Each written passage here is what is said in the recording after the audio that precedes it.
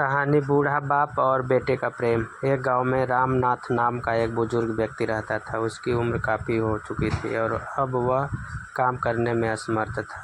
उसके 4 बेटे थे जो अपने अपने परिवारों के साथ रहते थे। एक समय था जब रामनाथ ने अपने बेटों को अच्छी शिक्षा दिलाई थी, उन्हें मेहनत करके पाला था और उनकी सारी ज़रूरतें पूरी की थी। अब जब रामनाथ बूढ़ा हो गया था तो वह अपने बेटों के इस भरोसे पर था। रामनाथ के शरीर में अब कमजोरी आ चुकी थी। वह ठीक से चल नहीं पाता था और खाने पीने के लिए दूसरों पर निर्भर था।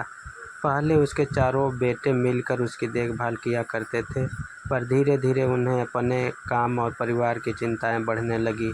वे सोचने लगे कि उनके बूढ़े पिता की देखभाल एक बोझ बन गई है। बेटों ने आपस में खींचातानी होने लगी कि कौन उनके पिता को ज़्यादा दिन अपने पास रखे। अंततः उन्होंने एक निर्णय लिया कि हर बेटा अपने पिता को बारी बारी से 1 महीने तक अपने घर में रखेगा।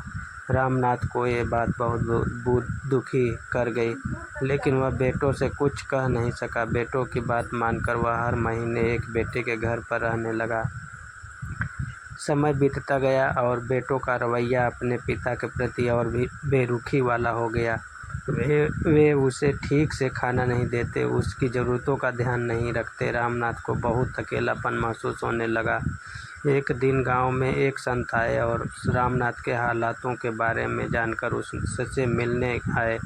उन्होंने रामनाथ से कहा, बेटा तुम चिंता मत करो, जिन बेटों को तुमने अपने खून पसीने से पाला है, एक दिन वे ज़रूर समझेंगे कि तुमने उनके लिए क्या किया है।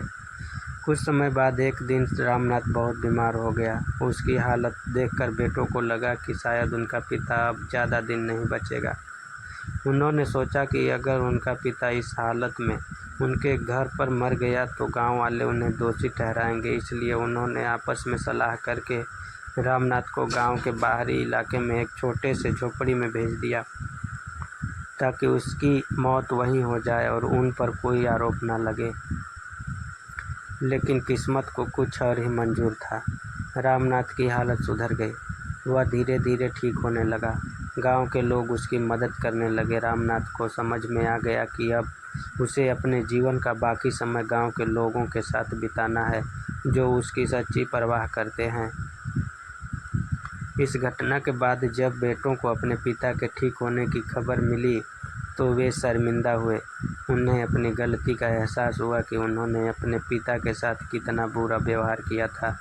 उन्होंने अपने पिता से माफ़ी मांगी और वादा किया कि अब वे कभी उसे अकेला नहीं छोड़ेंगे। रामनाथ ने उन्हें माफ़ कर दिया, लेकिन अब उसने यह निर्णय लिया कि वह अपने शेष जीवन गांव में ही बिताएगा, जहां उसे सच्चे प्यार और सम्मान की अनुभूति होती थी।